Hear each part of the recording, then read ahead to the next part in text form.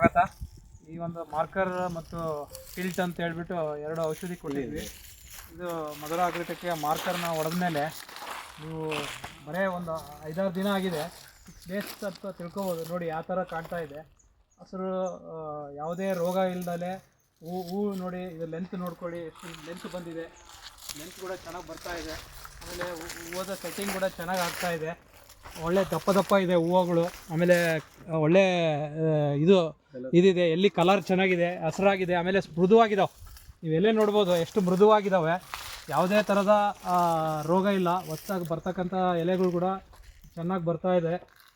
ಈ ಒಂದು ಮಾರ್ಕರ್ ಒಂದು ಮೊದಲನೇ ಸ್ಪ್ರೇ ಆಗಿ ಕೊಟ್ಟಿದ್ದೀವಿ. ಇದಾದಮೇಲೆ ಮತ್ತೆ 2ನೇ ಸ್ಪ್ರೇ ಆಗಿ ನಾವು ನಮ್ಮ ಅಲ್ಟ್ರಾ 2 ಅಂತ ಬರುತ್ತೆ, ಅದರ ಜೊತೆಗೆ ನೀವು ಎಕ್ಸಾನ್ ಅಂತೇಳಿ ಬರುತ್ತೆ, ಅದನ್ನು ಕಾಂಬಿನೇಷನ್ ಮಾಡಿಬಿಟ್ಟು ಹೊಡೆದ್ಬಿಟ್ರೆ ಇನ್ನೂ ನಿಮಗೆ ಕಾಯಿ ಸೆಟ್ಟಿಂಗ್ ಅಂತ ಹೇಳ್ತೀವಿ, ಯಾವುದೇ ರೋಗ ಇಲ್ದಲೆ ಸೆಟ್ಟಿಂಗ್ ಆಗಿ ಚೆನ್ನಾಗಿ ಬರುತ್ತೆ.